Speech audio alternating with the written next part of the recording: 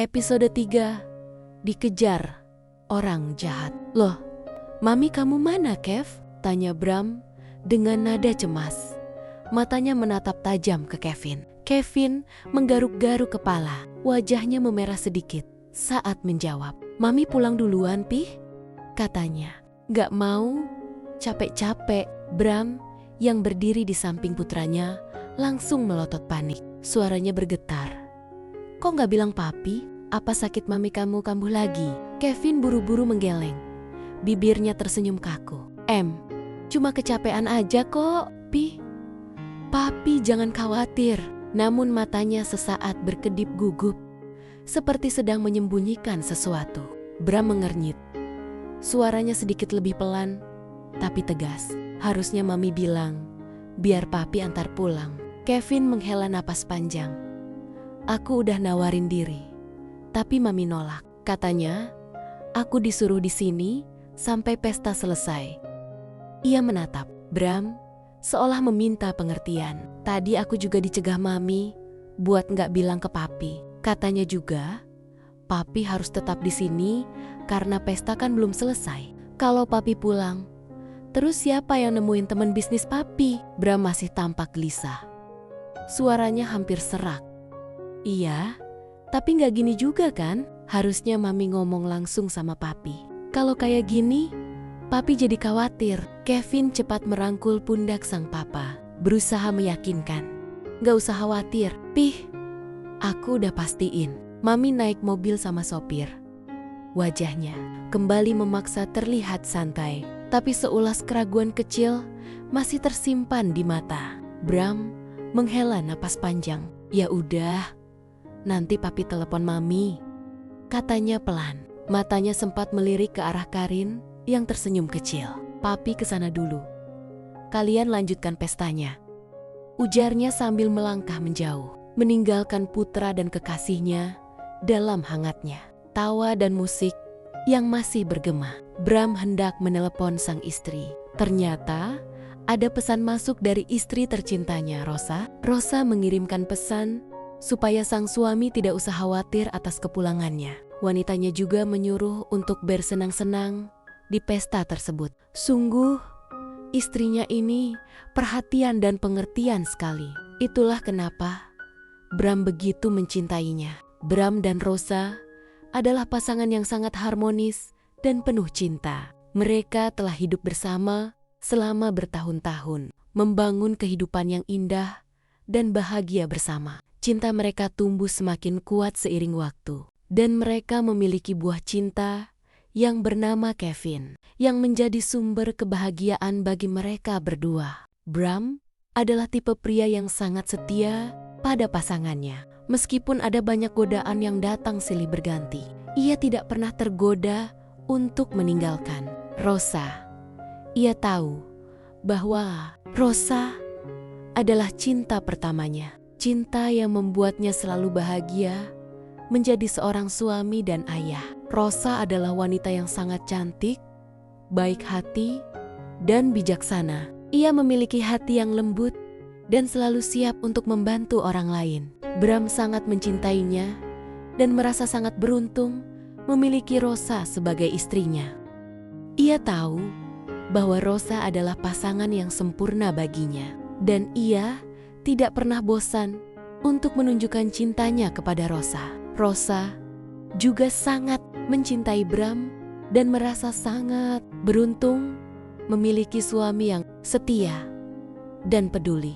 Ia tahu bahwa Bram adalah pria yang sangat baik dan bahwa ia dapat mempercayainya sepenuhnya. Mereka memiliki kesamaan dalam banyak hal dan mereka selalu dapat menemukan cara untuk menyelesaikan masalah bersama. Hubungan antara Bram dan Rosa sangat harmonis dan penuh cinta. Mereka saling mencintai dan menghargai satu sama lain, dan mereka memiliki kehidupan yang bahagia bersama. Mereka adalah contoh pasangan yang sempurna, yang menunjukkan bahwa cinta sejati dapat bertahan lama dan menjadi semakin kuat seiring waktu.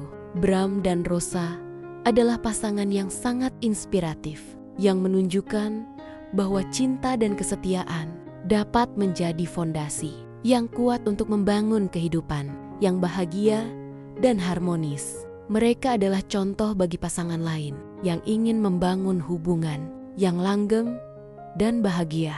Pesta akhirnya selesai juga. Kevin dan kekasihnya sudah pulang lebih dulu. Sementara Bram, dia juga akan bersiap-siap untuk pulang. Namun saat pulang, dia merasa ada yang aneh dalam dirinya. Rasa panas dan gairah muncul dengan tiba-tiba dalam tubuhnya. Dan ini seperti, "Stop, tolong berhenti," pinta orang gadis cantik menghampiri mobil Bram sambil terengah-engah. Mobil yang Bram kendarai berhenti tiba-tiba. Gadis itu memejamkan mata saat mobil lekas berhenti tepat di depannya.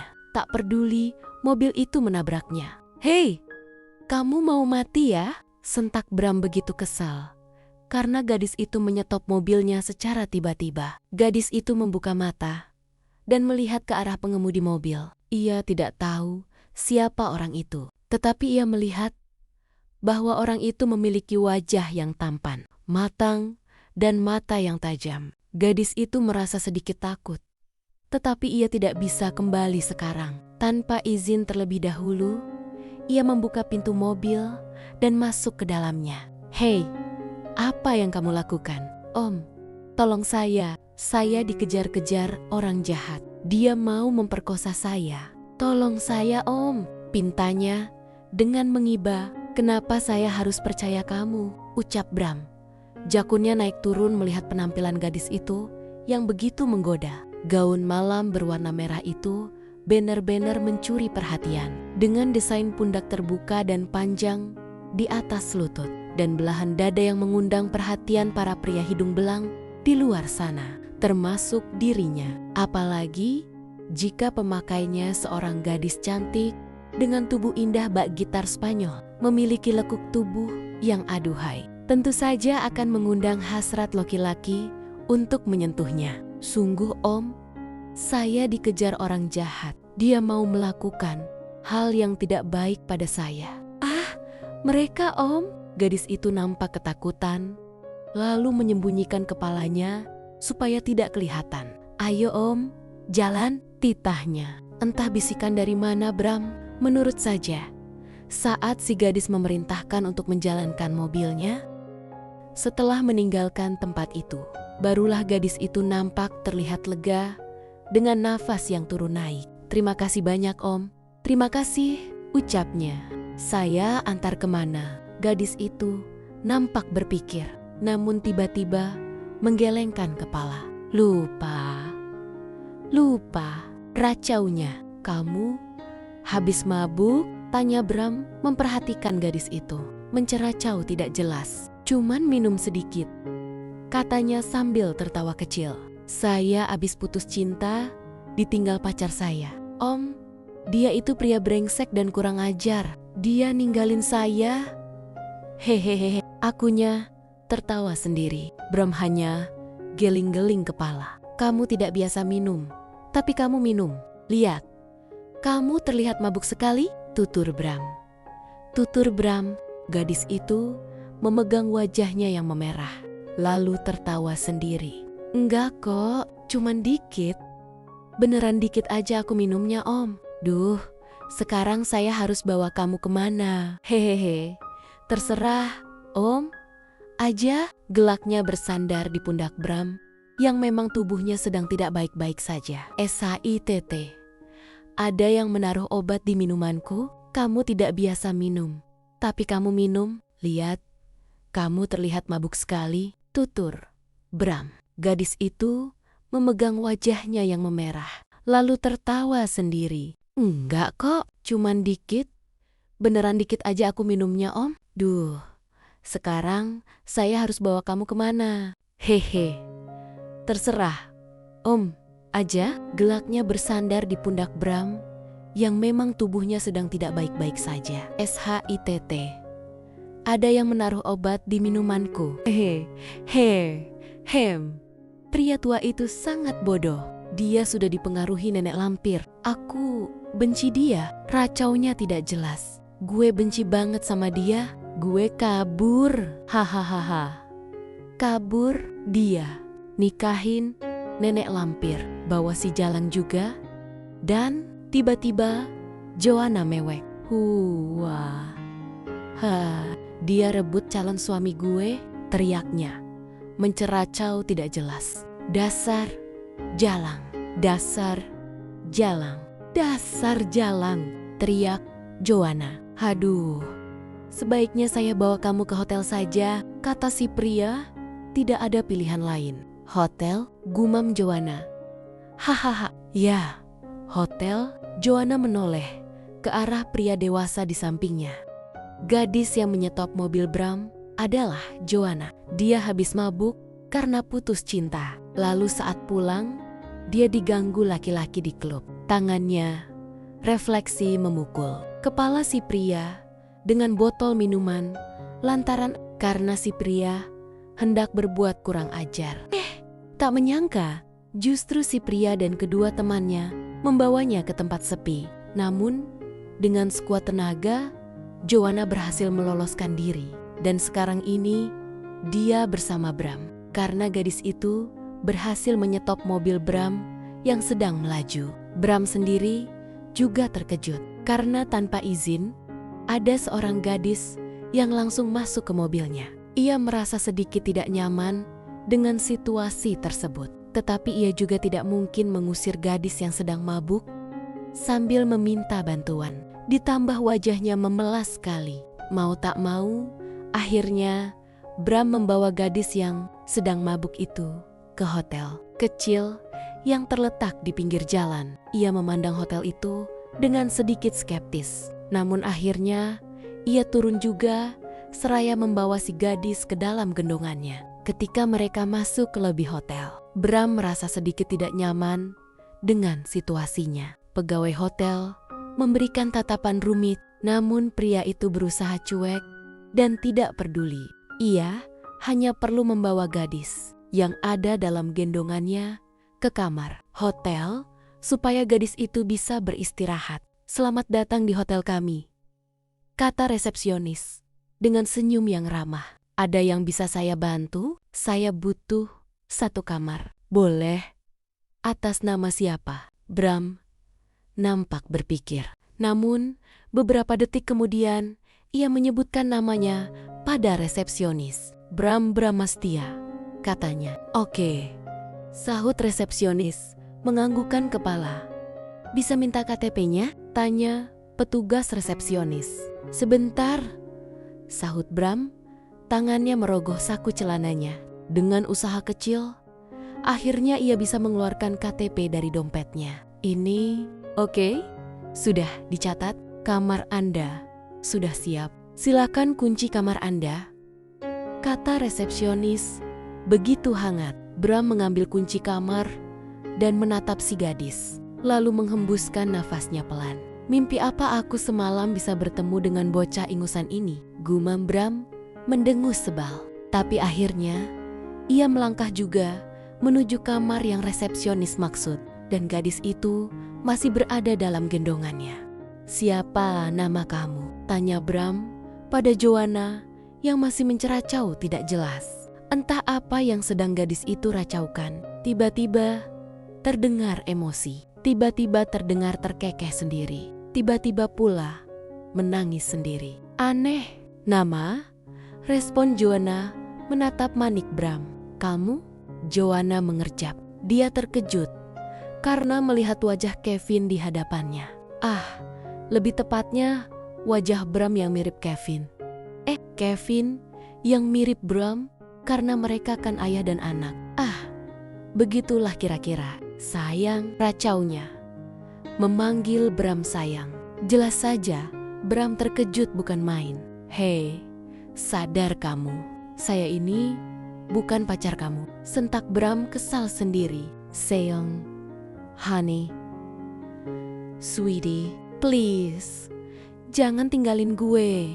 Astaga, apa yang kamu lakukan? Sentak Bram karena Joanna sudah mendaratkan kecupannya di pipi. Saya ini bukan pacarmu, kata Bram menjatuhkan Joanna atas tempat tidur begitu pintu kamar sudah dibuka. Oh, sakit, Tega kamu sayang, pekik. Joanna masih belum sadar bahwa yang tadi dicium dan ia peluk bukanlah kekasihnya. Dasar perempuan gila, seru Bram mengumpat kesal. Namun sepertinya memang Joanna benar-benar sudah kehilangan akal dan kesadaran. Gadis itu beranjak dari tempat tidur, lalu kembali memeluk Bram dengan erat. Ia mencium bibir Bram dengan ganas. "Hei, hentikan apa yang kamu lakukan," seru Bram. Namun Joanna tidak peduli dan tidak mendengarkan. Gadis itu dengan nakal menyentuh dan meremas tubuh Bram. Bram yang juga dipengaruhi obat perangsang. Ia pun merespon sentuhan itu. "Apa yang kamu lakukan?" Pekik Bram merasa panas dingin disentuh di berbagai lekuk tubuhnya. Dia lelaki normal. Saat disentuh, tentu saja tubuhnya bereaksi. Bram berusaha menyadarkan dirinya bahwa ini salah. Namun sepertinya kabut gairah sudah menutupi mata dan hatinya. Karena ia sudah mulai terbuai dengan sentahan-sentahan gadis itu. Apalagi semenjak Rosa sakit, dia sama sekali tidak menyentuh wanita. Itu sudah terjadi sejak lama, selama 2 tahun lebih. Hingga akhirnya, Bram pun ikut menikmati dan mengikuti keinginan gadis itu. Di sudut kamar hotel yang remang-remang, atmosfer terasa memabukkan dan merangsang. Setiap desahan dan sentuhan dari gadis cantik itu seakan melukis malam dengan warna yang lebih berani dan menyesatkan. Kulitnya yang halus bertabrakan dengan kulitnya, mengirimkan gelombang kenikmatan yang tak terelakkan. Kehilangan kendali, ia melupakan segala sumpah setia yang pernah terucapkan. Nalurinya yang liar kini hanya mengejar pengkhianatan terhadap janji suci kepada istrinya. Gairah yang seharusnya hanya untuk satu, malah terbagi dan tercuri dalam irama yang haram. Di bawah gemerlap lampu kamar, pertahanan terakhirnya hancur berkeping, terkubur di bawah rayuan maut yang tak terhindarkan. Hatinya tercabik, tahu ia sedang berjalan di jalan dosa. Namun tubuhnya tak mampu menolak tawaran syahwat yang merajalela. Rosa duduk sendirian di ruang tamu rumah mewahnya, merasa tidak nyaman dan khawatir. Pukul 12 malam sudah lewat, tapi suaminya belum pulang. Juga dari pesta perayaan anniversary perusahaan yang sudah berakhir sejam yang lalu. Rosa sudah menerima pesan singkat dari putranya, Kevin, yang mengatakan bahwa pesta sudah selesai. Tapi sang suami tidak kunjung pulang. Rosa mencoba mengalihkan pikiran dengan menonton TV atau membaca buku, tapi tidak bisa fokus. Ia terus memikirkan Bram. Tidak bisa tidak memikirkan skenario terburuk. Ia mencoba menelepon Bram, tapi nomornya tidak aktif. Rosa merasa panik dan tidak tahu apa yang harus dilakukan. Ia memutuskan menunggu sedikit lebih lama, berharap suaminya akan segera pulang. Tapi semakin lama, semakin khawatir. "Pih, kenapa ponselnya tidak aktif? Sebenarnya, Papi kemana?" Rosa terlihat gusar, gelisah, seperti burung yang terjebak dalam sangkar. Ia terus berjalan mondar-mondir di ruang tamu. Waktu terus berjalan, dan Rosa semakin merasa lelah. Setelah meminum obat tidur, ia merasa tidak bisa menahan rasa kantuk. Ia mencoba melawan, tapi tidak bisa. Matanya mulai terasa berat, dan kepalanya mulai terasa pusing. Rosa akhirnya memutuskan untuk tidur, tidak sadar bahwa suaminya masih belum pulang dan ada sesuatu yang tidak beres. Dalam lelapnya, ia seperti melihat suaminya menggenggam tangan seorang perempuan cantik dan masih muda. Wajah Rosa masih terlihat khawatir dan cemas. Tidak tahu apa yang akan terjadi besok. Bersambung. Terima kasih sudah menonton videonya sampai selesai. Kalau kalian suka sama videonya, jangan lupa tekan tombol subscribe-nya ya. Terima kasih. Sampai jumpa di episode berikutnya.